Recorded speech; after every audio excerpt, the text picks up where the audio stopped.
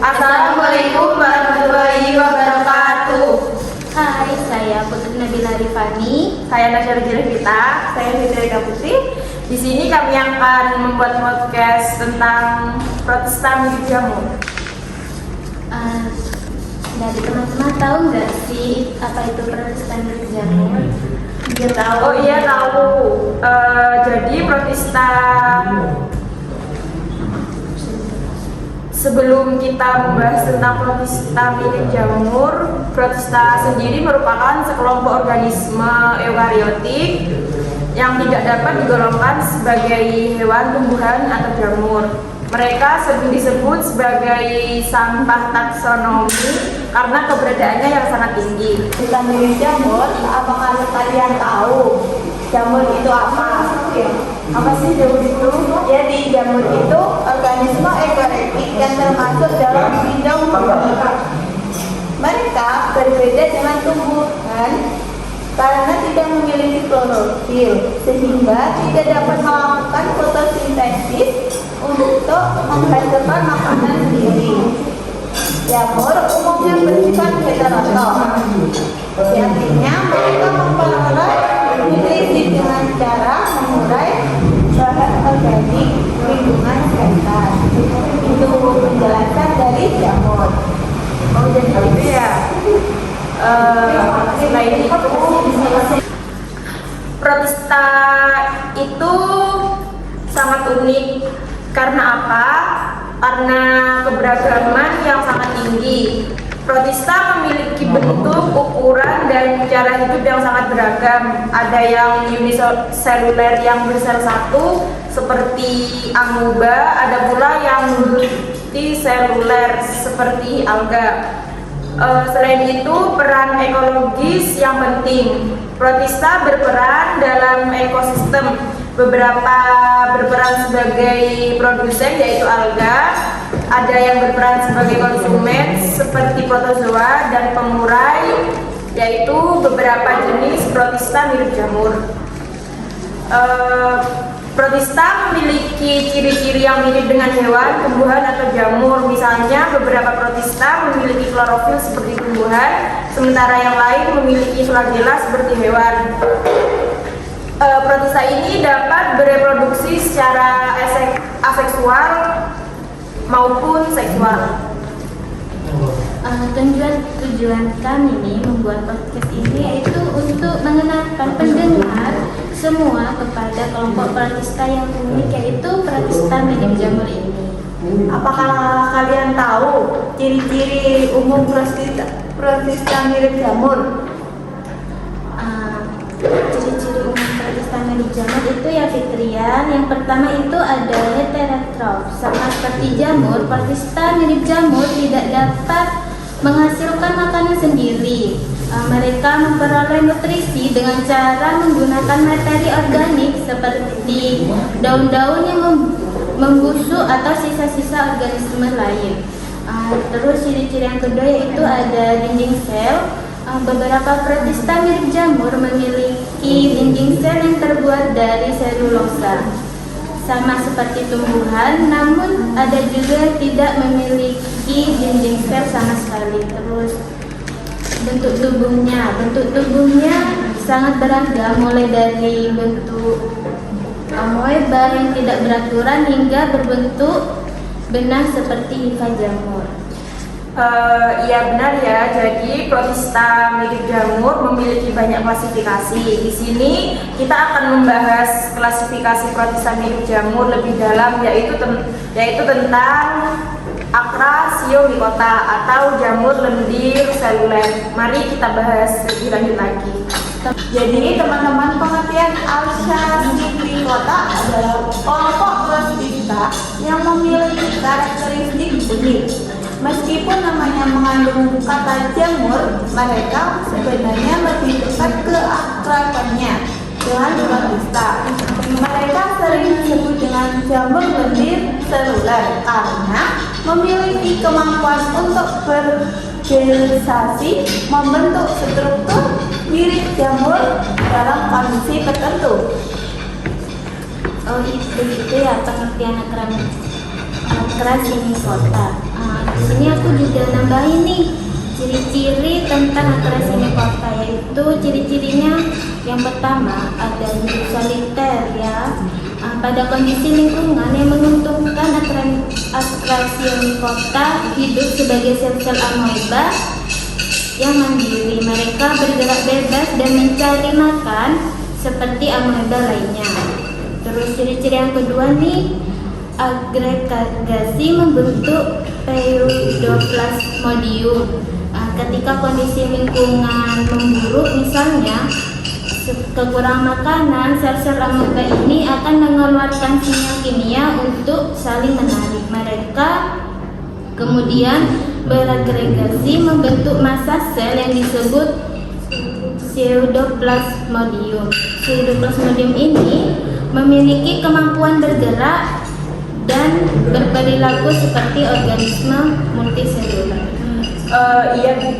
Selain itu juga terdapat ciri-ciri unik yang lain seperti siklus hidup yang singkat. Siklus hidup Acrasiomycota relatif singkat. Mereka dapat beralih dengan cepat antara fase vegetatif soliter dan fase agregasi. Yang kedua yaitu reproduksi aseksual. Reproduksi Acrasiomycota umumnya terjadi secara aseksual melalui pembentukan spora. Terdapat ciri-ciri unik Acrasiomycota itu juga terdapat beberapa tahap siklus hidup loh. Apakah teman-teman ada yang tahu? Aku gak tahu sih, apa aja sih siklus hidupnya?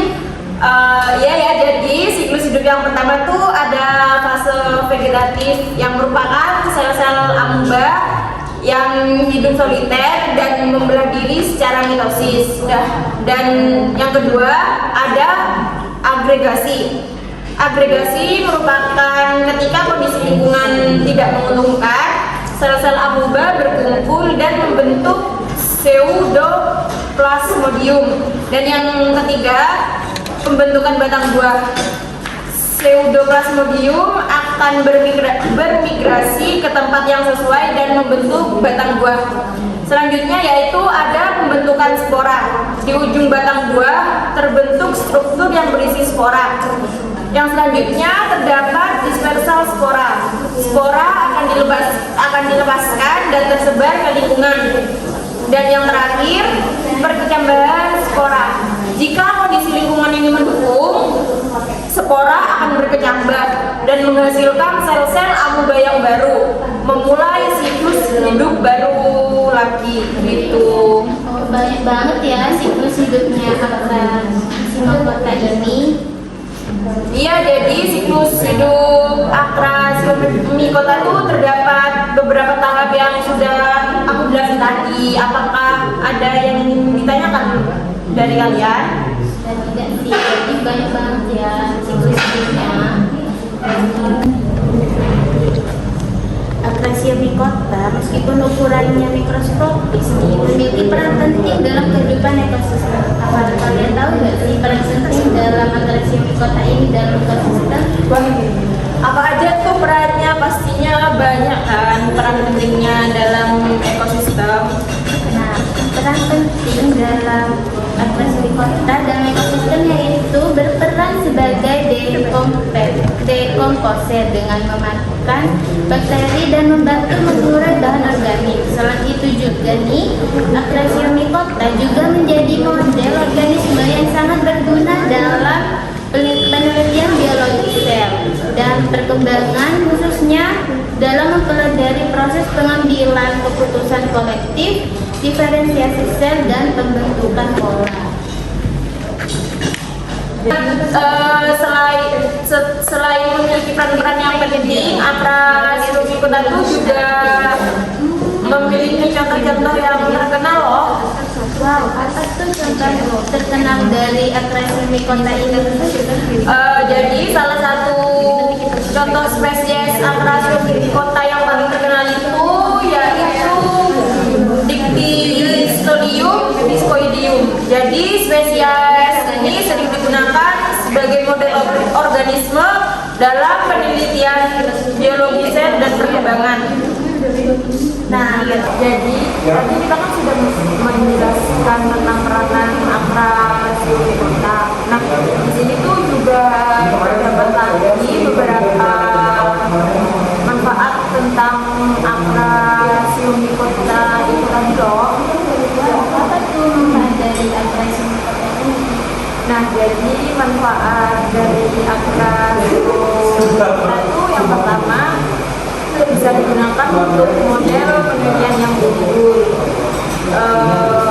Dari itu Acrasiomycota sering digunakan sebagai model organisme untuk mempelajari bagaimana sel-sel individu dapat bekerja sama dan berdiferensiasi untuk membentuk organisme multiseluler yang kompleks. Proses ini juga sangat relevan untuk memahami perkembangan organisme tingkat tinggi termasuk manusia. Selain itu, interaksi antara sel-sel Acrasiomycota dalam membentuk pseudoplasmodium merupakan model yang sangat baik untuk mempelajari mekanisme komunikasi seluler termasuk sinyal kimia dan reseptor sel. Proses diferensiasi sel pada Acrasiomycota di mana sel-sel individu mengambil peran yang berbeda dalam pembentukan tubuh buah, memberikan wawasan berharga tentang bagaimana sel-sel dapat memperoleh identitas yang berbeda.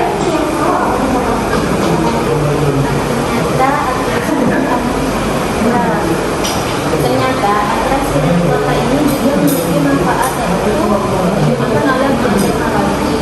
Manfaatnya yaitu produksi biosfer. Beberapa penelitian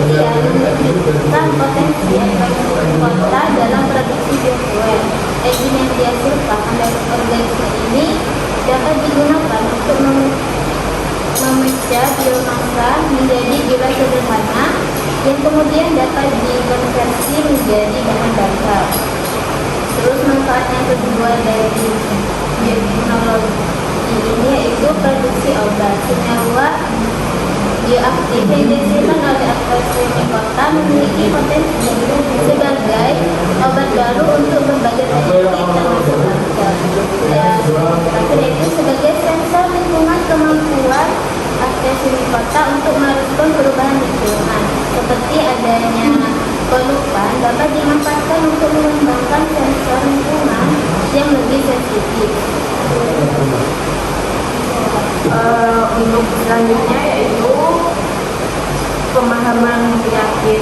Beberapa penyakit manusia seperti kanker melibatkan gangguan pada proses komunikasi sel dan diferensiasi sel. Dalam mempelajari proses-proses ini pada Astrazeneca kota, kita dapat memperoleh pemahaman yang lebih baik tentang mekanisme penyakit tersebut dan juga kita juga dapat mengembangkan strategi pengobatan yang lebih efektif. Yang selanjutnya yaitu ekologi. Ekologi sebagai ekologi Astrazeneca adalah produksi alat siklus nutrisi alat dengan menggunakan organik. Yang selanjutnya yaitu pendidikan. Materi ajar siklus hidup Astrazeneca yang dan multimedia membuatnya menjadi bahan belajar yang